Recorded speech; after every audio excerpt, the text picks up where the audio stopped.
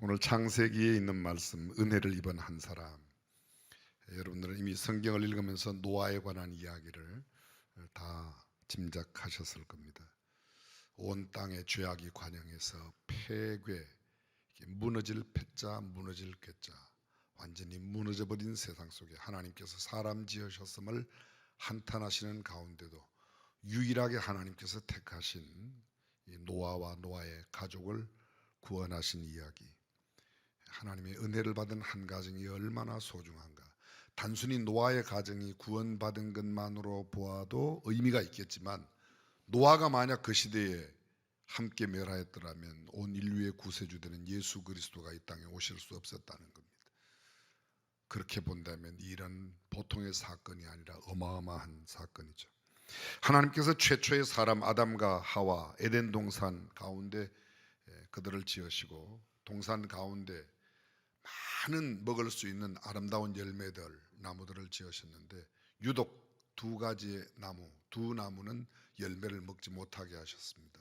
선악을 알게 하는 나무의 열매와 생명나무 열매였습니다. 그것을 먹는 날에는 정령 죽으리라고 했는데 아담과 하와가 그만 그 선악과를 먹게 되죠. 이 아담 까닭에 아담은 저주를 받은 것은 물론이고 온 땅도 저주를 받아 종신토록 수고를 하여야 그가 소산을 먹을 수 있게 되었습니다. 땅은 가시덤불과 엉겅퀴를 내고 아담은 얼굴에 땀을 흘려야 음식을 먹을 수 있고 필경은 흙으로 돌아가게 될 것이라고 했습니다. 하나님은 아담이 손을 들어 혹시 생명나무의 열매를 따먹으면 어떡할까, 그래서 그 생명나무를 지킵니다. 창세기 3장 24절에 보게 되면 이같이 하나님이 그 사람을 쫓아내시고 에덴 동산에서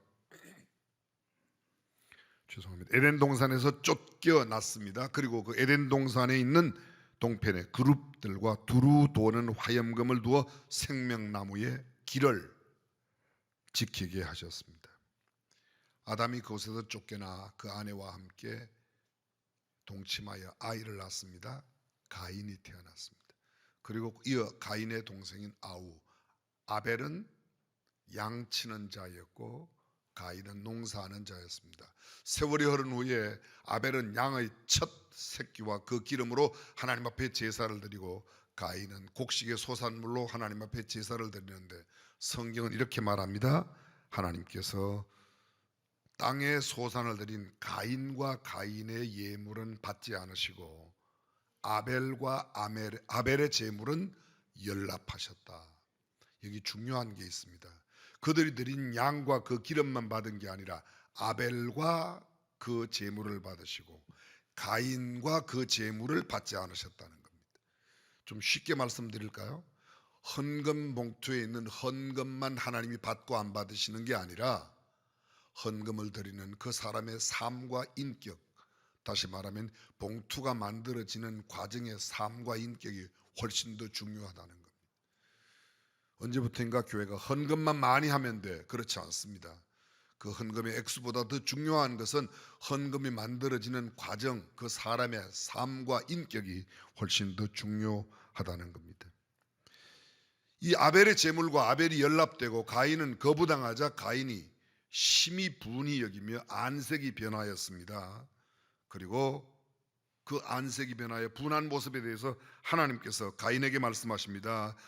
내가 분하여 하면 어찌미며 안색이 변하면 어찌미뇨. 내가 선을 행하면 어찌 낯을 들지 못하겠느냐. 내가 선을 행하면 어찌 낯을 들지 못하겠느냐. 선을 행치 아니하면 죄가 문에 엎드리느니라. 죄가 문에 엎드린다. 마치 죄를 짓기 위해서 짐승이 문 뒤에 숨어있는 모습을 그려낸 겁니다. 그리고 또 이렇게 말합니다. 죄의 소원은 내게 있으나, 죄의 소원이 있다. 사람이 죄를 짓고 나면 죄를 더 짓고 싶어하는 그런 소원이 생긴다는 겁니다. 인간의 본성을 이렇게 이야기하고 있죠. 그 후에 그들이 들에 있을 때 가인이 아벨을 쳐 죽입니다. 하나님 가인에게 묻습니다. 내가 무엇을 하였느냐. 내 아우의 핏소리가 땅에서부터 내게 호소한다. 내가 땅에서 저주를 받을 거야. 땅도 너 까닭에 저주를 받는데, 여러분 아담이 처음 범죄하였을 때 내가 내 이마에 땀이 흘려야 먹고 살 것이라고 하는데 아담 이후 이 가인의 범죄 뒤에는 하나님께서 이렇게 말씀하십니다. 땅은 너에게서 더 이상 효력을 너한테 주지 않을 거다. 너는 땅에서 피하며 유리하는 자가 될 것이다. 그리고는 그 다음 아주 비극을 몰아오는 한 이야기가 있습니다.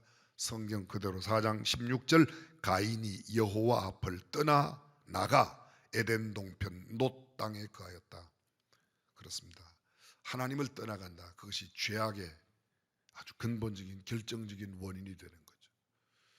얼마나 하나님을 모시고 하나님 앞에 사느냐, 하나님을 떠나느냐. 그래서 가인이 나가서 동침합니다. 그리고 에녹, 하나님과 동행하며 살았던 에녹이 아닌 다른 에녹이에요. 에녹을 낳습니다. 에녹은 이랏을 낳고, 이랏은 머우야엘을 낳고, 머우야엘은 머드사엘을 낳고, 머드사엘은 라멕을 낳습니다. 이 가인의 5대 손인 라멕, 노아의 족보에 나오는 노아의 아버지, 할아버지, 거기 나오는 라멕이 아닙니다. 이 라멕은 다른 라멕인데 처음으로 아내 둘을 낳습니다. 아다와 실라라고 하는. 그래서 아달에게서는 야발과 유발이라고 하는 두 아들이 나오고, 실라에게서는 또 아들 하나와 딸 하나가 나오게 되는데, 그가 첫 가인 이후 가인은 아벨을 죽였습니다. 그런데 이 라멕은 사람을 죽이고 소년을 죽였다고 성경은 이렇게 이야기합니다. 다시 말하면 살인이 또 일어났습니다. 최초로 2명의 아내를 둔 사람입니다. 하나님을 떠나간 그 가인의 후예에, 여러분, 하나님께서 가인이 죽인 아벨 대신에 주신 아들이 누구죠? 셋. 아담이 셋을 낳을 때가 언젠가 하면 가인의 5대 손 라멕이 있을 때, 가인의 아버지 아담이 그렇게 큰아들 가인의 5대 손을 낳을 때 아담이 아들을 낳습니다. 셋을 낳아요. 그때 아담 나이가 130세예요. 아담이 130세 때에 아벨 대신에 셋을 낳았는데, 셋을 낳을 때 가인은 벌써 몇 대를 낳았는가 하면요, 5대를 낳았습니다. 5대를. 무슨 뜻인지 설명을 간단하게 드리면, 아기는 번식력이 강하다는 거예요. 셋은 아벨 대신에 하나님께서 하나님의 성품으로 태어나는 아들인데, 그 아들은 아담이 130세 때 이제 태어나는데 가인은 벌써 그대에 5대를 낳았으니 얼마나 사람들이 많이 태어났겠습니까? 그렇습니다. 그리고 그 이후 나오는 이야기가 창세기 6장으로 이어지는, 이 창세기 5장에서는 아담의 족보가 계속 나오고 6장에 드디어 노아 이야기 나옵니다. 6장 1절 보십시오. 사람이 땅 위에 번성하기 시작할 때에, 번성은 하나님의 축복입니다. 그들에게서 딸들이 나니 사람들이 딸들이 되었습니다. 그리고 하나님의 아들들이 사람의 딸들의 아름다움을 보고 자기들의 좋아하는 모든 자로 아내를 삼는지라. 이건 보통 평범한 구절 같지만 이 구절은 굉장히 큰 비극을 불러오는 구절. 하나님의 아들들이 사람의 딸들의 아름다움을 보고, 좀 쉽게 설명해 드리겠습니다. 예수 믿는 사람들이 결혼하는데 예수 믿냐 안 믿냐, 신앙의 족보나 신앙의 연륜이나 신앙의 가문이나 하나님의 가치관으로 보지 않고 그들의 눈에 보는 것을 좋아해서, 마치 지난번에 이 말씀드렸던 삼손이 딥나에 내려가 들릴라를 보고, 아버지 내가 이 여자 좋아합니다. 블레셋 여자, 이방 여자, 이 여자 아름답습니다. 예쁩니다. 내가 이 여자랑 결혼하겠습니다. 아버지가 안 된다 소리를 못했지 않습니까? 결혼 제도가 무너지는 것입니다. 저는 여기 하나님의 아들들에 대한 신학적인 견해가 여러 가지가 있습니다. 어떤 사람들은 천사라고 말하고, 어떤 사람들은 당대의 권위 있는 지도력이라고 말하는데, 저는 그렇게 생각하지 않고 일반 많은 신학자들의 이야기처럼 셋의 후에 경건한 자손들이 세속적인 사람의 아름다움을 보고 신앙 없이 결혼해버린 결혼 제도가 무너진 겁니다. 그것이 죄악에 관영한 세상을 만들었습니다. 다시 말씀드립니다. 번성하는 것은 큰 축복이지만 문제는 하나님의 아들들이 사람의 딸들의 아름다움을 보고, 결혼은 하나님께서 세우신 아주 신성한 제도인데, 이런 신성한 제도, 하나님께서 생육하고 번성하고 땅을 충만하고 땅을 지배하고 정복하고 다스리는 그런 일들을 맡기신 그들이 사람의 안목으로 그들의 눈에 들어오는 사람과 함께 결혼했습니다. 노아 시대에 결혼이 무너졌습니다. 죄악이 온 땅에 가득했습니다. 신앙을 보지 않습니다. 하나님께 여쭈어 보지 않습니다. 가문을 고려하지 않습니다. 생각과 가치관을 따지지 않습니다. 이 사람이 어떤 생각을 가지고 있는가는 중요하지 않습니다. 이쁘니까 그냥 데리고 사는 거예요. 내 마음에 드니까 그냥 데리고 사는 겁니다. 이 사람의 혈통이나 이런 것을 전혀 생각지 않았다는 겁니다. 하나님께서 기뻐하시는지, 영적으로 경건한 자손인지, 이 사람이 기도하는 사람인지. 우리 조선시대 양반들이 결혼할 때 아무나 결혼하지 않았습니다. 그 사람 천자문 뗐습니까? 명신보감 읽었습니까? 사서삼경 뗐습니까? 세상 사람들도 그런 걸 따졌는데 하나님의 사람들이 신앙적 기준 없이 그냥 눈에 들어오는 외모만 바라보고 그들이 가지고 있는 어떤 경제적인 것만 보고 결혼한다면 그것은 정말 비극을 초래할 수 있다는 겁니다. 죄악의 상황은 극도로 심했습니다. 오늘 본문 나오기 직전 6장 3절 여호와께서 가라사대 나의 신이 영원히 사람과 함께하지 아니하리니 이제는 하나님께서 함께하지 않습니다. 이는 그들이 육체가 됨이라. 이 육체가 됐다는 말 개역 개정판에는 육신이 됐다고 되어 있는데 이제는 그들이 영혼 없이 하나님의 신앙, 하나님을 신앙하는 신앙 없이 육신이 원하는 대로 그냥 내 몸이 좋아하면 뭐든지 행하는 겁니다.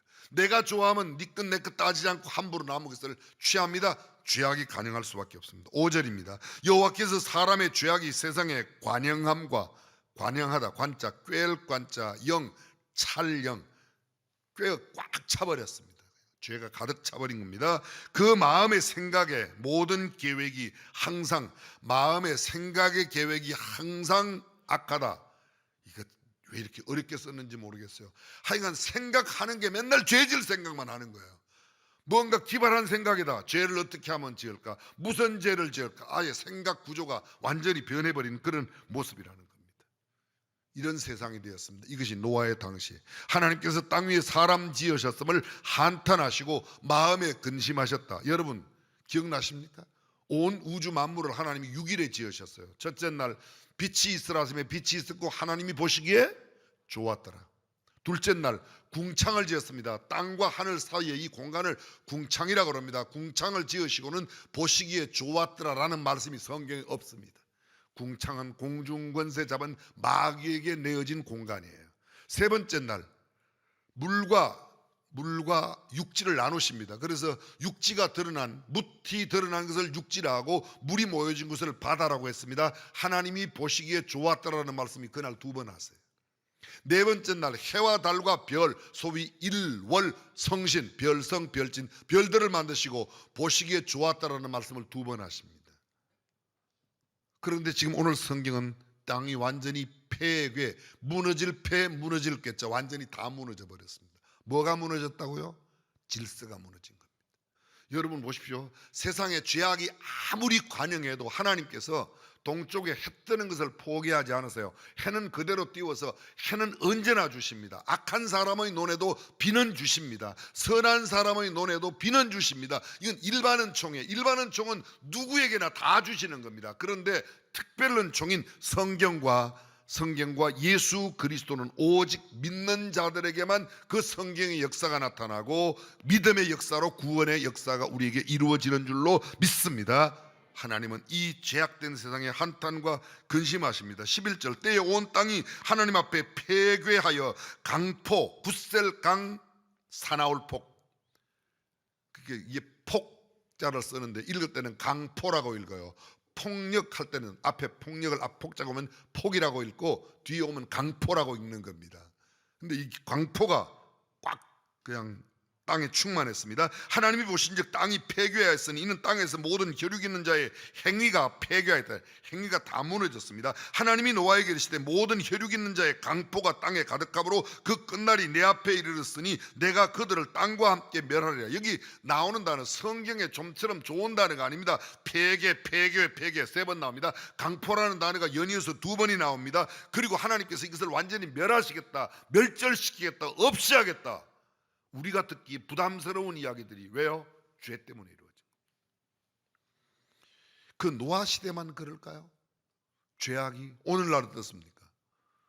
여러분 성경은 인자가 임할 때에 노아의 시대와 같을 것이라고 이야기했습니다. 지금 우리가 살고 있는 세대 주님이 다시 오실 날이 그렇게 멀지 않았다는 게 공통된 의견입니다. 죄악이 난무합니다. 차별금지법이라는 미명하에 차별금지, 차별하지 않는다. 얼마나 좋습니까? 근데 그 안에 들어가 보면 전혀 성경적 가치가 아닌 엉뚱한 동성애를 지지하고, 요사이 지금 학교에, 초등학교에 성교육 교재가 동성애 어떻게 하는가, 남자끼리 여자끼리 어떻게 섹스하고 사는가를 가르치는 게 대한민국 학교에서 일어나고 있습니다. 그게 무슨 대단한 인권 아니에요. 그 범죄와 인권이 그렇게도 구분이 안 됩니까?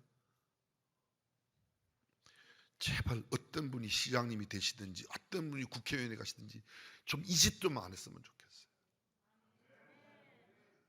한국 결혼이 완전히 무너졌습니다. 성폭력이, 청소년 범죄가 난무합니다. 부모의 멸시, 이건 아주 가관을 이루고 있습니다. 이혼이 급증합니다. 자폰이 일어났습니다. 하나님과 멀어지게 만드는 결정적인 것, 결혼제도의 무너짐이 죄악의 세상을 만들어버렸습니다. 이기주의, 개인주의가 판을 칩니다. 하나님을 떠나고 하나님의 말씀을 무시하는 그런 일들이 세상에 비일비재이랍니다. 마지막 말세를 이야기하는 마태복음 24장 들어보십시오. 노아의 때와 같이 인자의 임함도 그러하리라.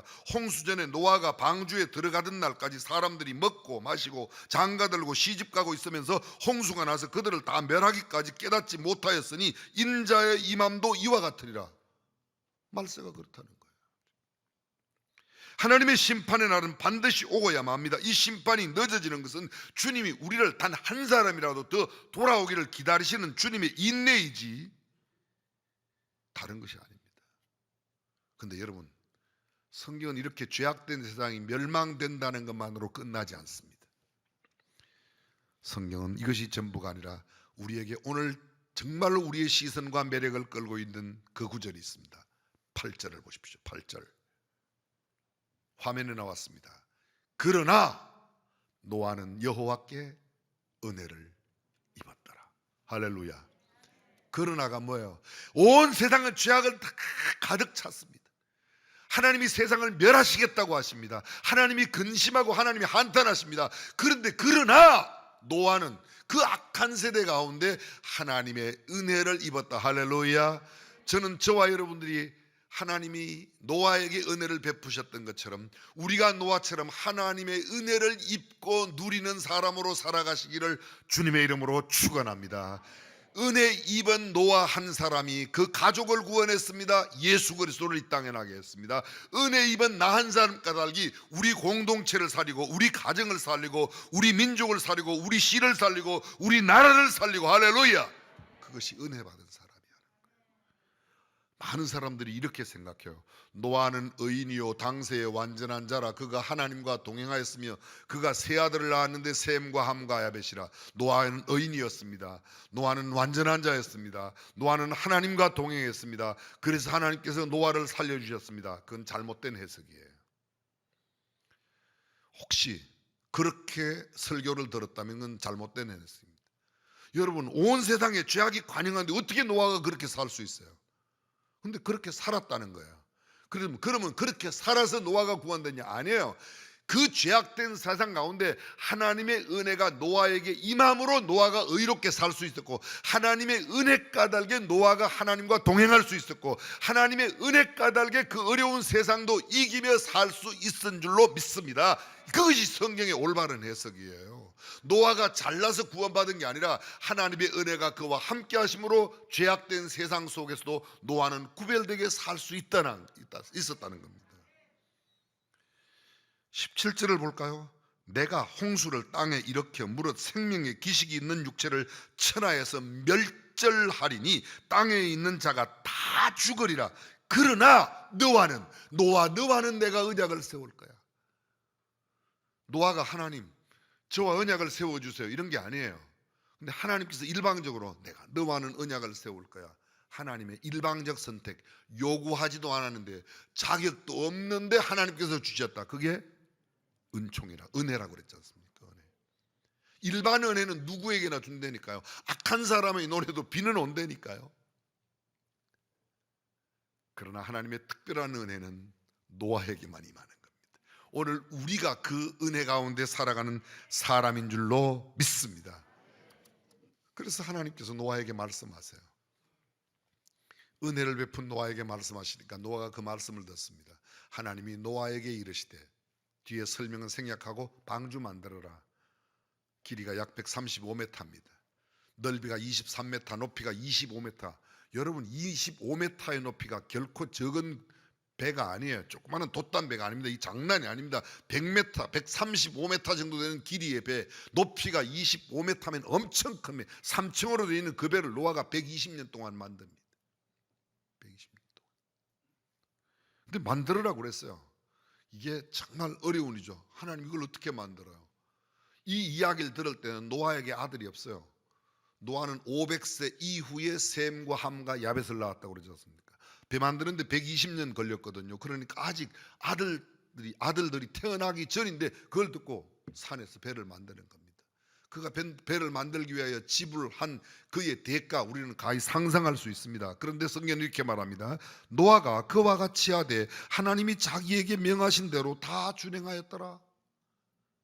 하나님이 보여주신 제도 그대로, 그 크기로, 그 규모로, 그 방법으로 하나님께서 원하시는 대로 다 준행했더라. 7장 1절, 여호와께서 노아에게 이르시되, 방주가 다 완성됐습니다. 방주에 들어가라. 7장 5절입니다. 노아가 여호와께서 자기에게 명하신 대로 다 준행하였더라. 그대로 들어갔다는 겁니다.